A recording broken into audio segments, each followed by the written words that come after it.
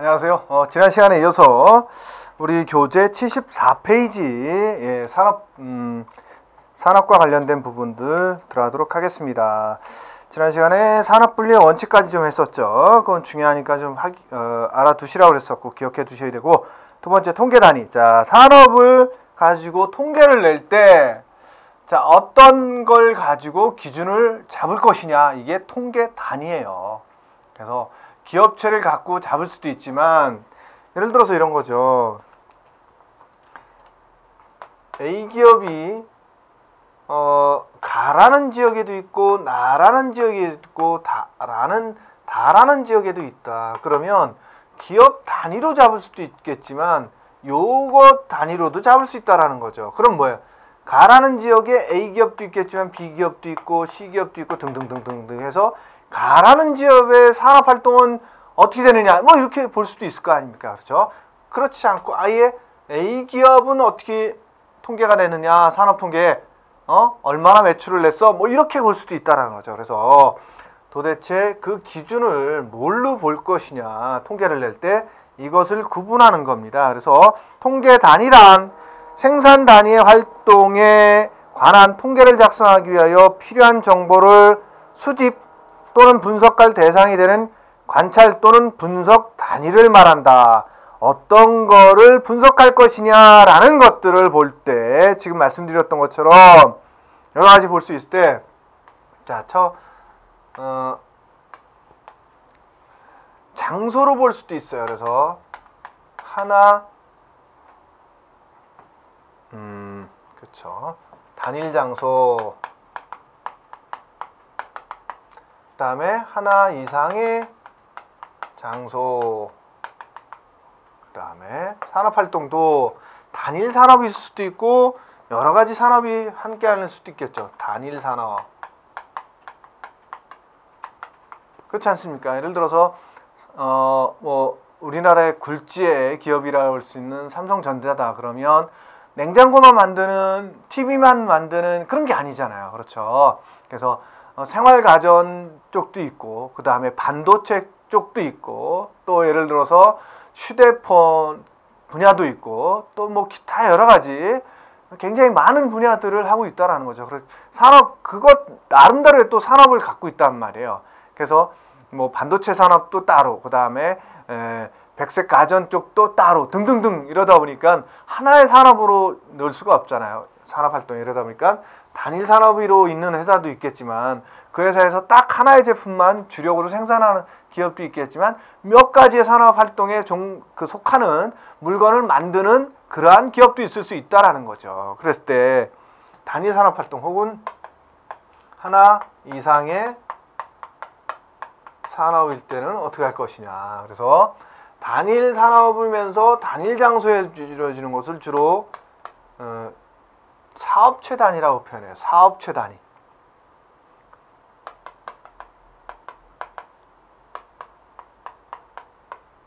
그래서 보통 사업장이라는 표현을 쓰기도 하죠. 그래서 삼성전자 수원사업장, 탕정사업장, 화성사업장, 혹은 현대자동차 울산 공장,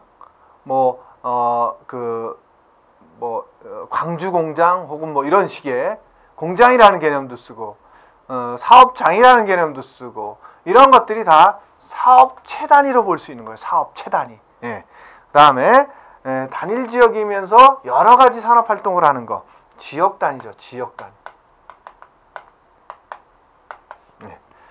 이제 우리말로 표현하면 이거는 사업장 혹은 공장 혹은 지점 혹은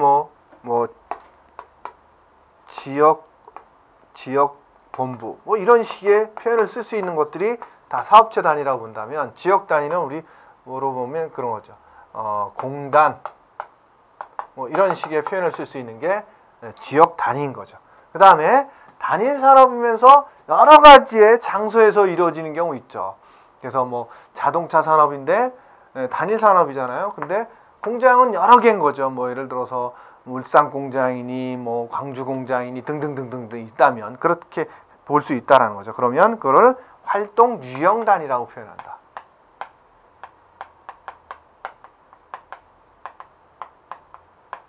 그 다음에 하나 이상의 장소에서 하면서 하나 이상의 산업으로 이루어진 거, 이걸 기업체 단위 혹은 기업 집단이라고 표현한다. 뭐 우리말로 바꿨으면 그냥 일상적인 용어로 쓰면 그냥 기업이죠. 기업체 혹은 뭐 이거는 그룹이나 집단, 그죠? 네, 무슨 그룹 뭐 이런 식이 되는 거죠. 소규모 그룹. 자, 그래서 근데 우리가 이해는 지금 노란색으로 쓴 걸로 이해하셔야 되지만 외울 때는 지금 흰색 칠판에 흰색 글로 적은 이걸로 외우셔야 돼요. 어쨌든 제가 이해하라고 제가 이거 이해하시는데 도움이 되라고 노란색 글씨로 적어주는 거고, 어쨌든 요 표 자체도, 요 박스 표 자체도 시험 문제 아주 잘 나옵니다. 그래서 이 박스 자체를 아예 외워두시기 바랍니다. 그래서 하나 이상의 장소에서는 기업체 단위이거나 하나 이상의 산업이죠. 기업체 단위이거나 혹은 기업 집단위로 표현할 수 있고, 단일 장소이면서 하나 이상의 산업이다 그러면 지역 단위라고 표현할 수 있고, 하나 이상의 장소이면서 단일 산업이다 그러면 활동 유형 단위라는 용어를 쓴다. 그 다음에 단일 산업이면서 단일 장소라는 것은 사업체 단위라고 표현할 수 있다는 거죠. 이 박스 자체를 외워두시기 바랍니다. 자, 그 다음에 아까 말씀드렸던 것처럼 사업체 단위와 기업체 단위를 구분해서 볼 수 있어야 된다. 그래서 사업체 단위는 우리 교재 74페이지 중간에 있는 것처럼 사업체 단위는 공장, 광산, 상점, 사무소 등과 같이 산업활동과 지리적 장소의 양면에서 가장 동질성이 있는 통계 단위다라는 거죠. 하나의 장소에서 하나의 사람만 하는 거예요. 그것을 기업체 단위라, 아니 사업체 단위라고 부를 수 있다라는 거죠. 그 다음에 그래서 사업체 단위는 일정한 물리적 장소에서 단일 산업을 독립적으로 수행하며 영업 잉여에 관한 통계를 작성할 수 있고 생산에 관한 의사결정에서 자율성을 갖고 있다. 그래서 이게 가장 기초적인 산업 통계 단위이고요. 그 다음에 생산에 관한 의사결정에 자율성이 있다. 생산에 관한 의사결정 자율성을 갖고 있다는 거죠. 네. 이 정도 특징을 갖고 있다면 그 다음에 사업체 단위는, 기업체 단위는 어떠냐? 기업체 단위 법적 최소 단위예요. 법적, 제도적 최소 단위를 말해요. 그래서 재화 및 서비스를 생산하는 법적 또는 제도적 단위의 최소 단위라는 거죠. 법적, 제도적, 최소 단위죠. 예. 어떤 기업에 문제가 있으면 이 기업을 대표하는 사람이 책임을 묻잖아요. 그죠? 그러다 보니까 법적, 제도적, 최소 단위라는 거죠. 그 다음에 두 번째는 자원 배분에 관한 의사결정의 자율성을 갖고 있다. 여기서는 생산에 관한 거였는데 여기서는 자원 배분이에요. 자원 배분에 관한 의사결정의 자율성을 갖고 있다.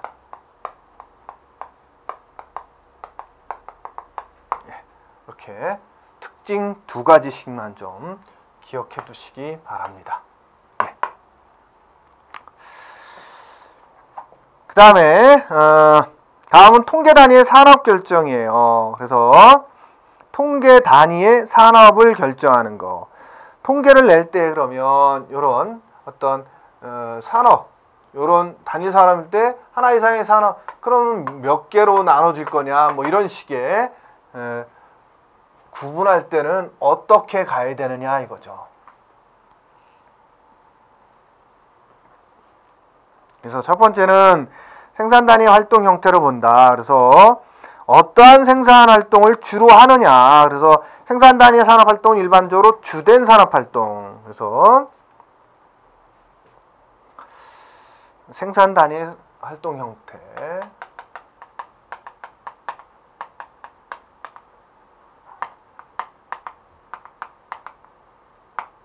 첫 번째는 주된 산업활동.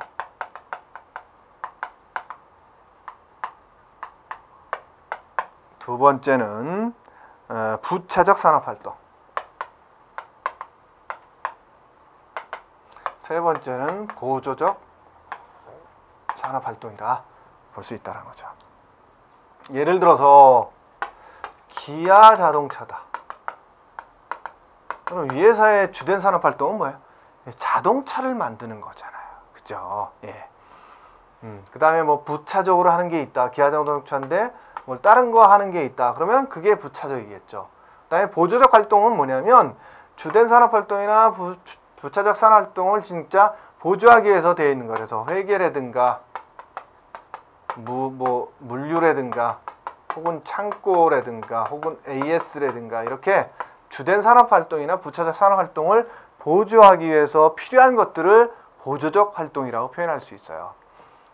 기아자동차는 그냥 자동차라고만 하니까 좀 그렇다. 그러니까 그러면 이렇게 봅시다. 예를 들어서 여러분들 진로다.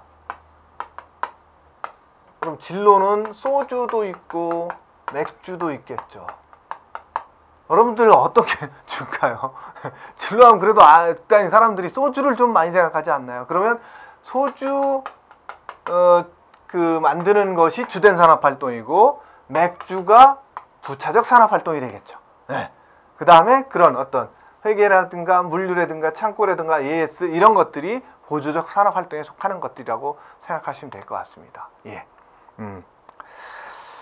그 다음에 그래서 주된 산업활동은 뜻이 그거예요. 75페이지 우측에 보면 맨 위에 보면 주된 산업활동이란 산업활동이 복합 형태로 이루어질 경우 생산된 재화 또는 제공된 서비스 중에서 부가가치가 가장 큰 활동을 말한다. 부가가치가 가장 크다라는 것은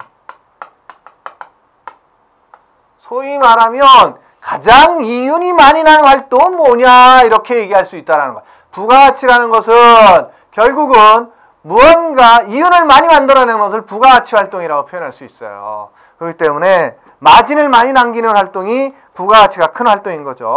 그다음에 부차적 산업활동은 주된 산업활동 이외의 재화 생산이나 서비스 제공 활동을 말한다라는 거죠.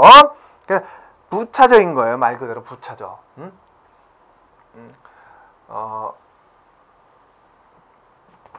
여러분들 그러면 지금 이제 진로를 얘기했는데 삼성전자라는 걸 하나 다시 한번 들어보면 삼성전자가 예전 같으면 뭐가 주된 산업활동이냐면 초창기에는 뭐였겠어요?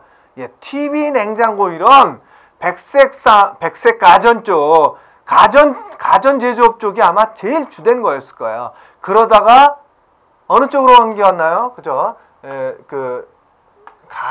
가전이었다가 그다음에 반도체 쪽으로 왔다가 그다음에 최근 들어는 또 어디로 왔었나요? 예, 휴대전화, 휴대폰.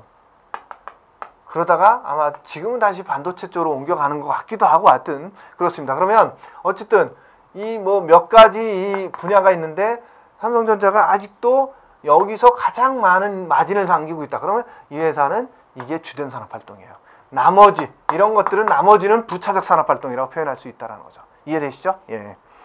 그 다음에 보조활동은 주된 활동과 부차 활동은 보조활동 없이는 수행될 수 없으며 보조활동에는 회계, 창고, 운송, 구매, 판매 촉진, 수리 업무 등이 포함된다라는 거죠. 그래서 어쨌든 보조활동은 정말 그 주된 산업활동을 보조하기 위해서 이루어지는 것들이 보조활동이다 이렇게 생각하면 되는데 일부는 보조활동이면서 보조활동으로 볼 수 없는 경우가 있다는 거죠. 그래서 그게 우리 교재에 보면 중간쯤 나오는 거예요.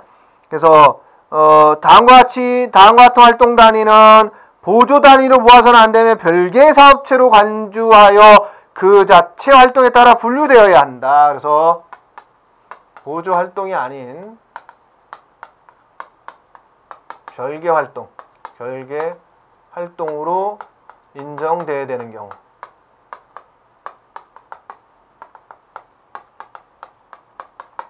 자, 그런 경우도 있다라는 거죠. 첫 번째가 이것도 굉장히 중요합니다. 이 부분도.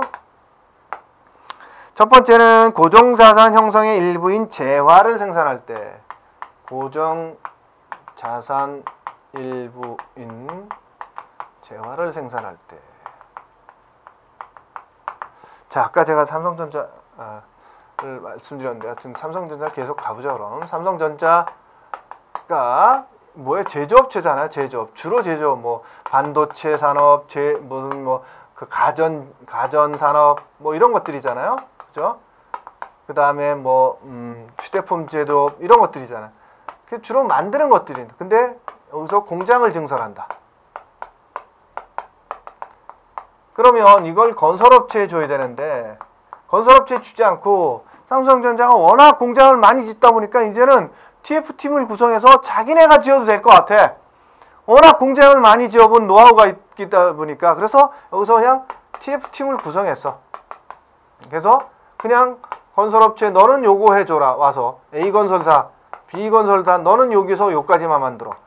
뭐 이런 식으로 해서 그냥 삼성전자에서 주가 돼서 지어버렸어. 그러면 삼성전자는 제조 쪽이었지 건설업이 아니잖아요. 근데 이렇게 공장을 증설한 부분, 그 해년도 예를 들어서 2015년도에 뭐 예를 들어서 평택 공장을 하나 줬다.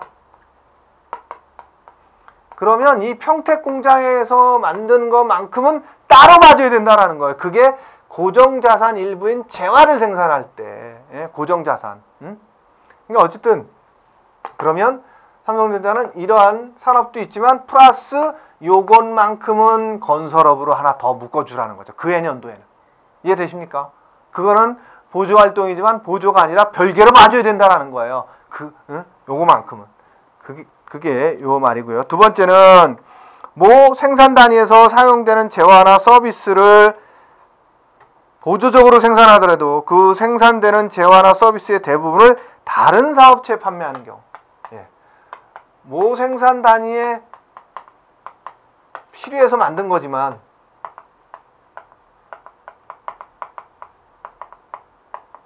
대부분 타 사업체에 판매하는 경우.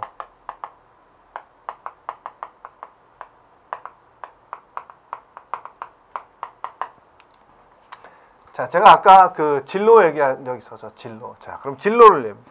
소주 하면 진로 아닙니까? 그래도 우리나라에선 가장 많이 팔렸던 거리고 아직까지는 제일. 그러면 자, 진로가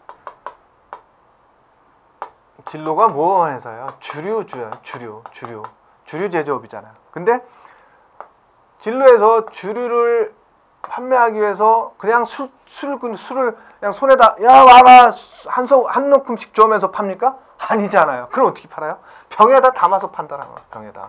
그죠? 그러다 보니까 병도 만들어야 돼. 예, 병도 만들어야 담으니까. 근데 딴 그냥 뭐 예를 들어서 보혜나 혹은 뭐 경월이나 뭐 이런 경월은 좀 그래도 크니까 어쨌든 경월도 그렇고 하여튼 그런 지방 소주 회사들 등에서 자기네가 그냥 병 만드는 게 비용이 더 드니까 그냥 이 병을 그냥 나 사다 쓸게 한 거예요. 그러면 여기서 뭐 생산에 필요해서 만든 거잖아요, 사실 병이. 근데 이거 판매하는 게 더 커져 버린 거야. 그럼 어떻게 돼? 이거는 보조활동이지만 별개로 봐줘야 된다는 얘기예요. 이해되시죠? 그래서 이게 보조활동이지만 별개로 봐줘야 된다는 그 활동이에요. 그 다음에 세 번째는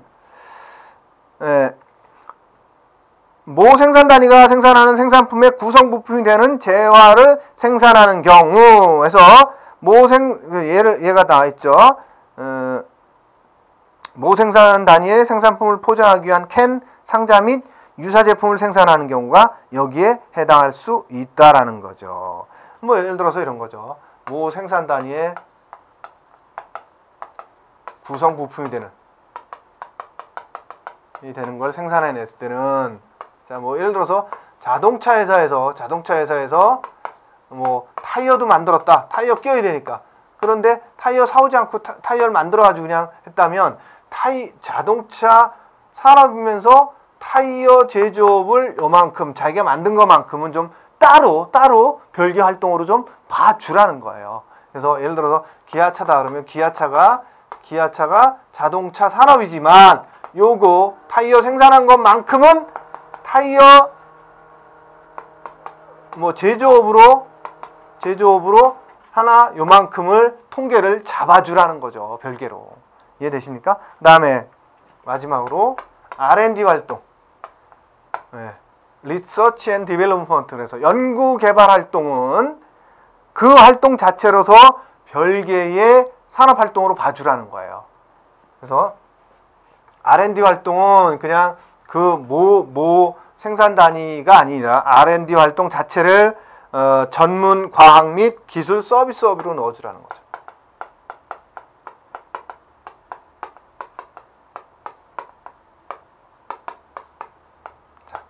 자, 연구소가 가장 많은 또 산업이 제약업이에요. 제약업을 예를 들어 볼게요. 제약업은 뭐 각 회사마다 다 연구소가 한두 개씩 있으니까.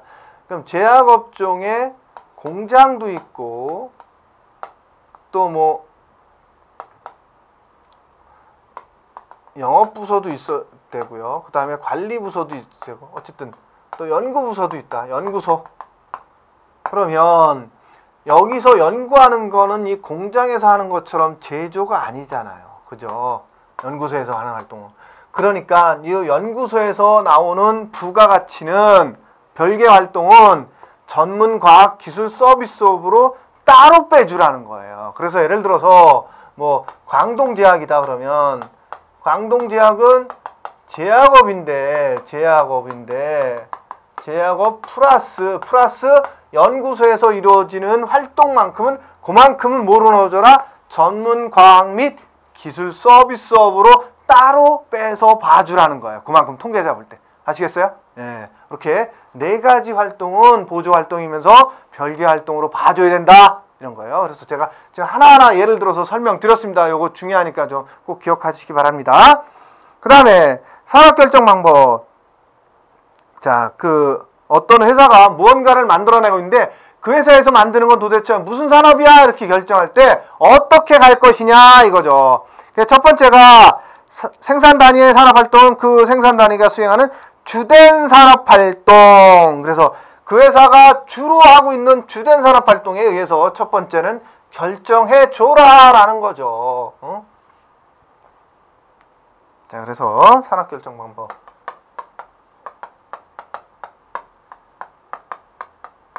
예, 이것도 잘 나옵니다. 첫 번째는 주된 산업활동 갖고 결정해줘라. 이러한 주된 산업활동을 결정할 때는 부가가치 크기에 따라서 결정해줘야 되는데 부가가치, 주된 산업활동의 부가가치 크기를 결정하기가 어려울 때는 그냥 산출액 갖고만도 결정해주라는 거예요. 산출액. 네. 부가가치는 뭐예요? 뭔가 판매해서 이윤을 남기는 거잖아요. 근데 아직 만들었는데 팔지 못한 것들이 있어서 다 그를 부가가치 산출하기가 어렵다 그러면 산출액 만들어내는 그 가치만으로도 결정해 주라는 거예요. 그 다음에 여러분들 이해 안 되시나요? 예를 들어서 내가 100원짜리를 만들어서 150원에 팔았다 그러면 뭐예요? 50원어치의 부가가치를 생산한 거잖아요. 그죠? 근데 이 100원짜리를 예를 들어서 100만 개를 만들었는데 50만 개는 판매했어. 근데 50만 개는 아직도 공장에 있다. 그러면 부가가치를 다 측정하기가 어렵잖아요. 그럼 어떻게 해요? 어쨌든 100만 개를 만들었는데 뭐예요? 100원에 만든 거잖아요. 그거 갖고 곱하면 산출액은 나오잖아요. 그죠? 네, 그렇다는 얘기예요. 두 번째는 상기 원칙에 따라 결정하는 것이 적절하지 않을 경우 그 해당 활동의 종업원 수, 임금, 급여액 또는 설비 정도에 따라서 결정할 수도 있다라는 거지요. 자, 예를 들어서 이렇게 봅시다. 어떠한 기업이 있어요. 기업이 있는데 부서가 A 부서도 있고 B 부서도 있고 C 부서도 있어요. 근데 보니까 뭐 예를 들어서 부가가치로 따질 수도 있고 혹은 산출액으로 따질 수도 있어요. 근데 부가가치를 다 결정 못했대. 다 팔지 못해서. 그러면 산출액을 봤는데 여기서도 100억이고 여기서도 100억이야. 여기는 뭐 예를 들어서 50억이다. 그러면 C부서는 제외하더라도 A부서에서 만드는 제품과 B부서에서 만드는 제품 중에서 주된 산업활동으로 봐야 되는데, 그럼 어떤 걸 모을 거냐? 산출액이 똑같을 땐. 그럼 어떡하냐? 그 다음으로 보는 게 이제, 그러면, 자, A부서에 속해 있는 종업원들은 몇 명이야? 여기는 100명이었고, 여기는 예를 들어서 90명이다. 이런. 그러면 뭐 예를 들어서 이걸로 볼 수도 있다라는 거죠. 더 주되니까 더 많이 투입했을 거 아니에요, 종업원을. 그죠? 네. 그거를 보거나, 그러니까 여기 두 번째가 그거래요. 상기 원칙에 따라 결정하는 것이 적합하지 않을 경우 그 해당 활동의 종업원 수 똑같다. 예를 들어서 100명으로. 그럼 어떻게 되냐? 임금, 뭐 총 임금. 예를 들어서 여기는 뭐 10억이 들어갔고 여기는 뭐 12억이 들어갔다. 그럼 여기겠죠. 그죠? 더 많이 준다라는 건 뭐야? 더 중요하게 생각한다라는 거겠죠. 그런 식으로 종업원 수라든가 임금이라든가 설비 정도에 따라 결정할 수도 있다라는 얘기입니다. 그 다음에 세 번째는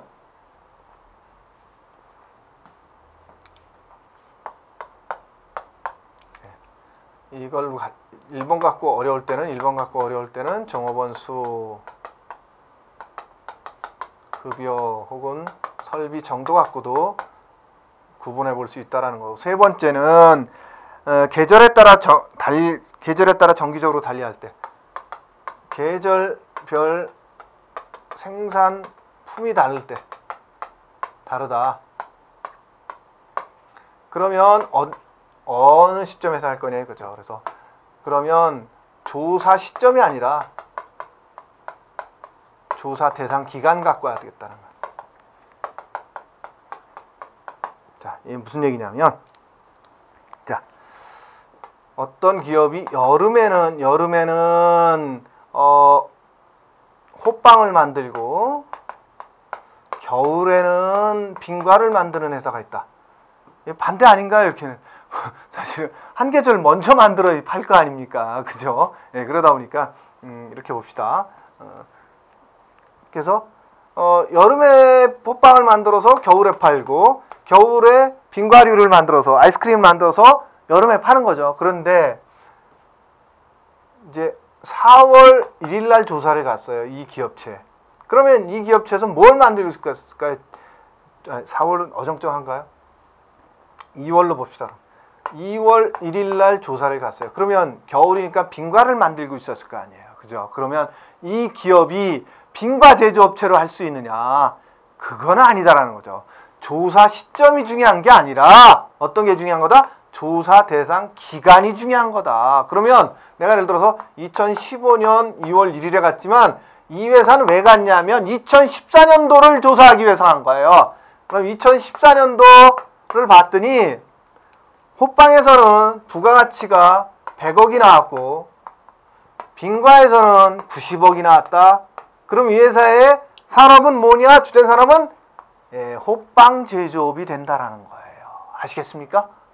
2014년도 1월 1일부터 12월 31일까지의 부가가치를 봤더니 이 회사는 전체가 190억 중에서 90억은 호빵에서 나온 거고 빙과류에서 90억 나왔다 그러면 이 회사는 호빵 제조업이 주된 산업활동이라는 거죠. 이해되십니까? 이렇게 따진다라는 거예요.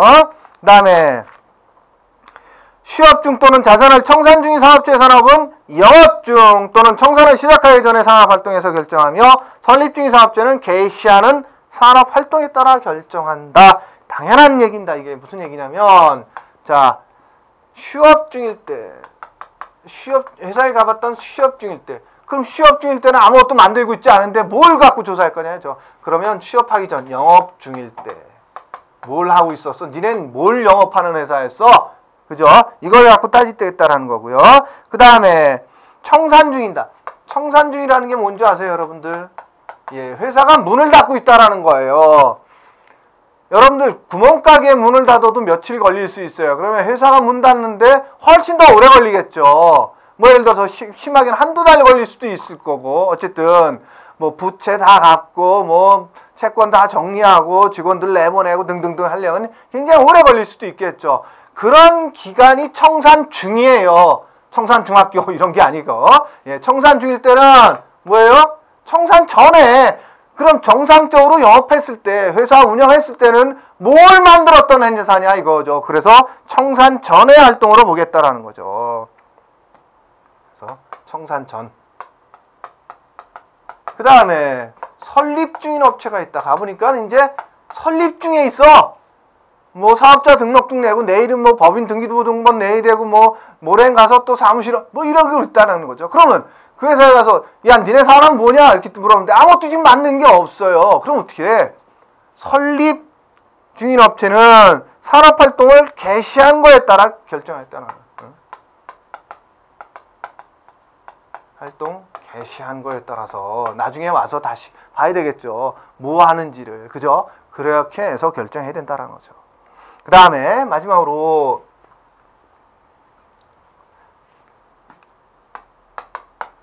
단일 사업체의 보조단위는 그 사업체 일부 부서로 포함하며 보조단위 뭐라 했어요? 보조단위. 예, 뭐 물류나 회계 뭐 이런 것들이 보조단위라 그랬죠. 그러다 보니까 뭐 어느 회사에 뭐 A 부서도 있고 B 부서도 있고 C 부서도 있다 그러면 여기에도 회계가 있고 여기도 회계가 있고 부서별로 뭐 독립채산대 가면 그렇게 하겠죠.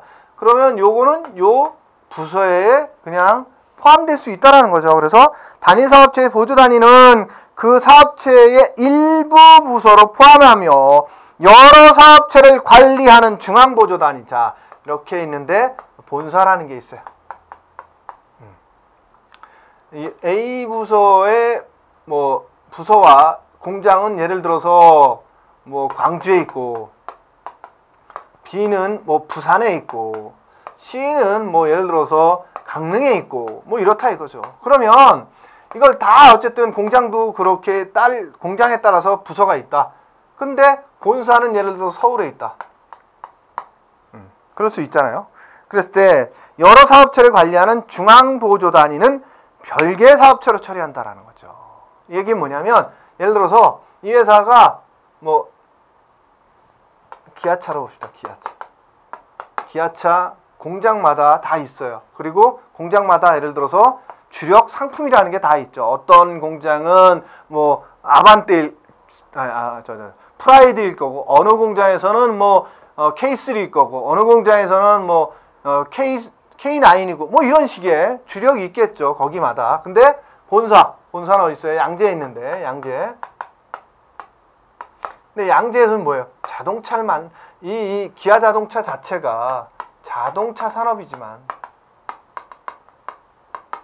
이 서울에서도 자동차 만드나요? 아니잖아요. 그죠? 그럼 뭐예요? 여기서는 회계도 있고 뭐 영업도 있고 그다음에 무역도 있고 하여튼 당당등등등 있는데 여기에 속하는 것도 있겠지만 또 본사 자체에서 이걸 총괄적으로 한다. 그러다 보니까 요거 자체를 그냥 하나의 별개의 사업체로도 분류해 줄 수 있다는 사업체. 제가 아까 얘기했죠. 이 본사가 기업체라는 거죠. 원래는 기업체잖아요. 기업체. 기아자동차라는 기업체이면서 요것들이 사업체죠, 사실. 사업체. 그죠? 공장도 하나의 사업체라고 본다 그랬잖아요. 사업장 혹은 공장. 그랬을 때 이거 사업체듯이 요것도 요런 것들만 하는 거로 봤을 때는 하나의 사업체로도 볼 수 있다라는 거예요. 아시겠죠? 예. 물론 이거 전체를 합친다면 뭐야? 기업체로 봐줘야 되는 거죠. 예.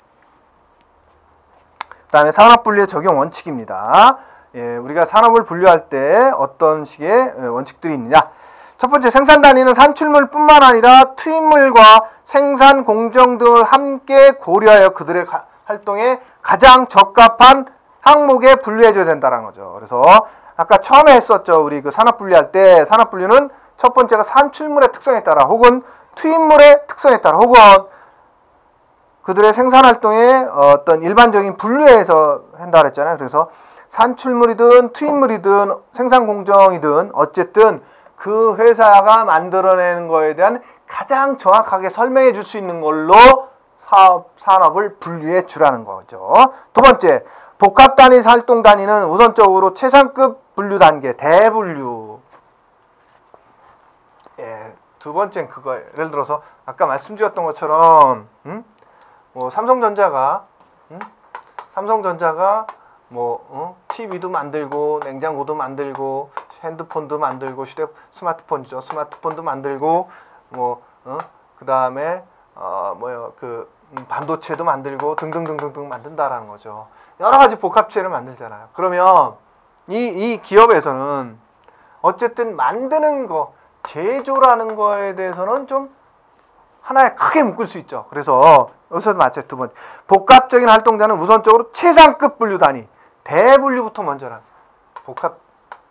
복합적인 활동에 대해서는 대분류 먼저 구분해주고 그 다음에 중분류, 소분류, 세분류, 필요하면 세 분류까지 분류해주라는 거죠. 자, 어쨌든 제조업에서 TV 제조업, 냉장고 제조업, 스마트폰 제조업, 반도체 산업 이런 식으로 어쨌든 제조업에서 떨어져 나온 그런 중분류, 그 다음에 또 소분류 필요하면 소분류 이런 식으로 가라는 거죠. 그 다음에 산업활동이 결합되어 있는 경우는 그 활동단의 주된 활동에 따라 분류해 주라는 거죠. 아까도 얘기 몇 번 나왔던 얘기죠, 이건. 그죠? 주된 산업활동. 제가 진로도 얘기했었죠, 진로. 맥주와 소주 있을 때 주된 산업활동에 따라서 이렇게 소주가 주된 산업활동이면 소주로 해주라는 거죠.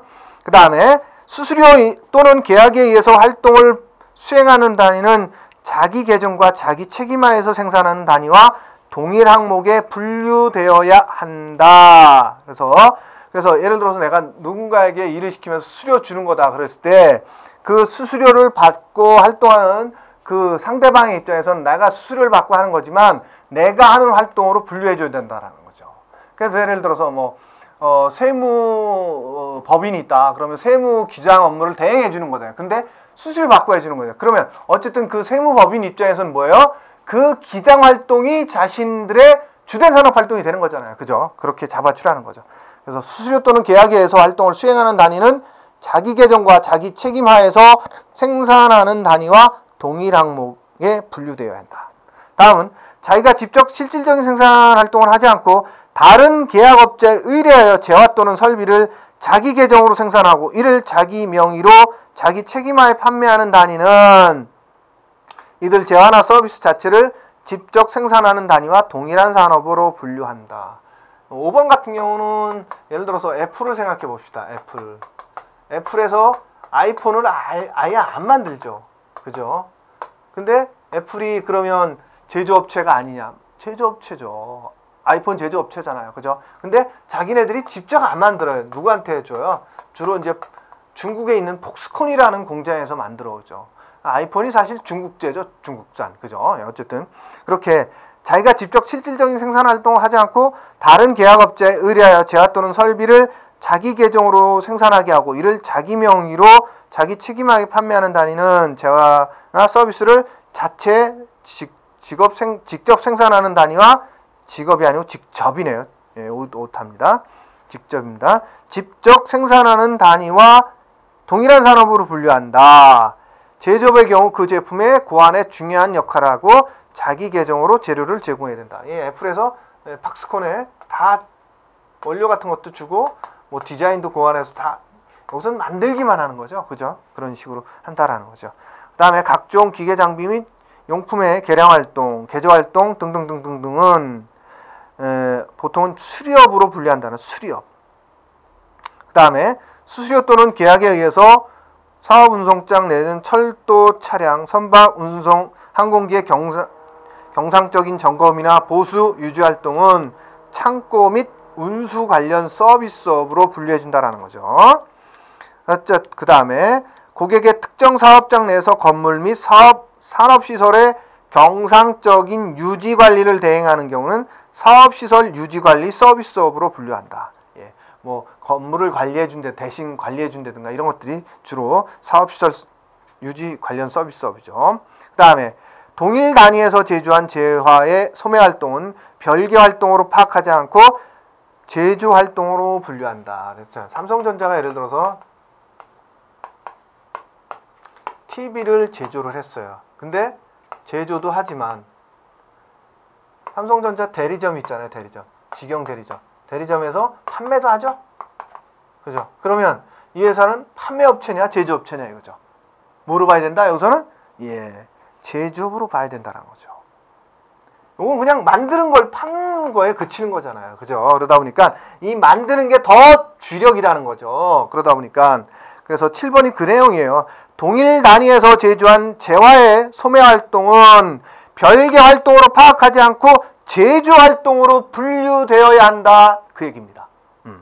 그러나 자기가 생산한 재화와 구입한 재화를 함께 판매한다면 그 주된 활동에 따라 분류해야 된다. 삼성은 그렇다 치더라도 예를 들어서 그게 아니라 하이마트라는 그런 걸로 봅시다. 하이마트. 지금 이제 롯데가 하죠. 하이마트. 하이마트는 자기네가 직접 만든 생산한 것도 팔지만 다른 데서 구매에다가 판매하는 거잖아요. 주로. 그죠? 그럼 어떻게 할 것이냐. 이 회사는 제조가 주력이 아니잖아요. 뭐가 주력이에요? 판매가 주력이죠. 그러면 하이마트는 판매업에 속하는 거죠. 그죠? 예, 그렇게 본다라는 거예요. 그 다음에 8번. 공공행정 및 국방, 사회보장사무 이외의 다른 산업활동을 수행하는 정부기관은 그 활동의 성질에 따라 분류되어야 한다. 이 얘기는 무슨 얘기냐면, 여러분들, 지금은 이제 그렇지 않은데, 옛날 거 갖고 그냥, 예시가 좀 강렬한 거니까 들어볼게요. 예전에는, 전매청도 있었고요. 또, 철도청도 있었습니다. 그죠? 철도청. 지금은 담배인상공사고요. 그 다음에 철도공사죠. 근데 어쨌든 옛날에는 정부기관으로 돼 있었어요. 전매청이라고 돼 있었어요. 그래서 담배를 아예 국가에서 만들어서 팔았던 거죠. 예전에는. 어쨌든 그러면 자, 전매청은 담배잖아요. 담배 제조가 주력인 거잖아요. 그죠? 그러다 보니까 전매청은 국가이지만 산업활동에서는 담배 제조업으로 마저 써야 된다라는 거고요. 그 다음에 철도청은 뭐예요? 예, 운송이잖아요. 운송산업이죠. 예, 사람이든 물건이든 운송해주는 거니까. 그러면 정부기관이지만 운송산업이라는 산업에 포함시켰어야 된다라는 거죠. 국가 전체로 봤을 때는. 이해되세요? 그렇다라는 얘기예요. 그 8번 내용이. 그래서 공공행정 및 국방, 사회보장사무 이외에 다른 산업활동을 수행하는 정부기관은 그 활동의 성질에 따라 분류되어야 한다. 그 얘기가 이거야. 주로 뭘 하느냐에 따라서 그거에 따라서 산업을 분류시켜줘야 된다라는 얘기입니다. 예. 다음은 여기까지 하고 끝내도록 하겠습니다. 시간이 좀 가긴 하고 있지만 어쨌든 자, 세 번째 산업분류 구조 및 분류 체계입니다. 그래서 첫 번째 이 산업분류는 대분류가 뭐로 돼 있다 그랬어요? 알파벳. A가 농림업, B가 광업, C가 제조업 이런 식으로 돼 있다 그랬죠. 그랬을 때 분류 구조는 대분류, 알파벳 문자 사용이죠. 그 다음에 중분류 두 자리 숫자. 그래서 A는 농림업, B는 광업, C는 제조업 이렇게 돼 있지만 중분류 01, 02, 03, 그 다음에 05, 06 뭐 이런 식으로 돼 있잖아요. 중분류가. 이게 대분류 코드고 중분류 코드. 어쨌든 그러면 때 그래서 중분류는 두 자리 숫자라는 거죠. 두 자리 숫자. 그 다음에 또 들어가면 소분류가 되겠죠. 소분류 또 한 자리가 있죠. 그 다음에 세분류 또 한 자리 있는 거죠. 이런 식으로. 그래서 어쨌든 이거 합치면 여기까지가 이제 소분류 코드는 세 자리, 여기까지가 세분류 코드는 네 자리 이런 식으로 쓰고 이 대분류인 A, B 뭐 이런 알파벳은 아예 쓰지 않습니다. 분류 코드로 쓸 때는 산업분류는 예 우리 그 뭐하고 비슷한 거예요. 한국 고용직업 분류 코드 쓸 때는 대분류 코드 안 쓴다 그랬죠. 그런 식인 거죠. 그래서 어쨌든 분류 구조는 대분류 알파벳, 중분류 두 자리, 소분류 세 자리, 세분류 네 자리, 세세분류 다섯 자리로 5단계로 구성하는데 부호 처리할 경우에는 아라비아 숫자만을 사용하도록 했다. 아라비아 숫자, 알파벳은 뺀다라는 거죠. 아시겠죠? 그 다음에 권고된 국제분류 ISIC 레벨 4를 기본 체제로 했고 국내 실정을 고려하여 국제 분류의 각 단계 항목을 분할 통합 또는 재그룹화해서 독자적으로 분류 항목과 분류 부호를 설정했다. 예. 국제 표준을 따르긴 했지만 속으로 좀 더 들어가 보면 한국 실정에 좀 어느 정도는 맞춰서 만들었다. 이렇게 이해하시면 될 것 같고요. 그 다음에 분류 항목 간의 산업 내용의 이동을 가능한 억제하였으나 일부 이동 내용에 대한 연계 분석 및 시계열 연계를 위하여 부록에 수록된 신구 연계표를 활용하였다. 예, 여러분들 그래서 통계청 사이트를 들어가 보십시오. 통계청 사이트 들어가면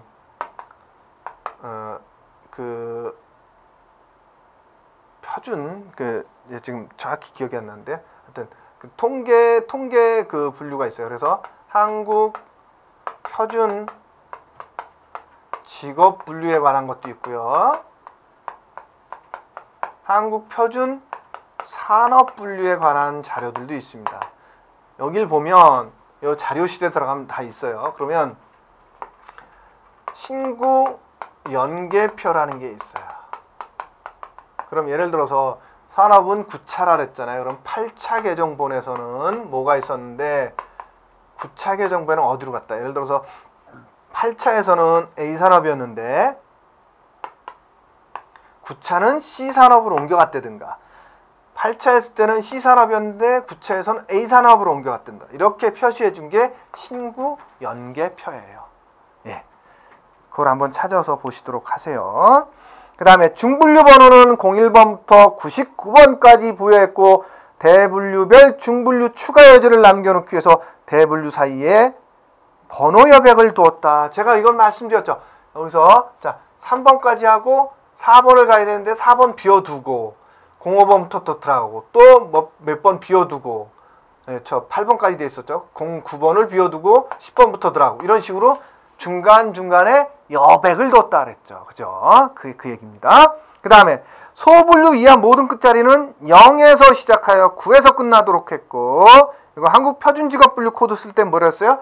끝자리가 9번으로 오면 뭐다? 그 외에 어디에도 속하지 않는 기타 뭐 이런 거라 그랬잖아요. 마찬가지입니다. 한국 표준산업분류의 끝자리 9번도 어디에도 속하지 않는 기타나 그 외를 설명하고 있고요. 그 다음에 끝자리가 0번일 때는 더 이상 분류할 게 없으니까 그걸로 끝내 해서 0번을 썼다라는 거예요.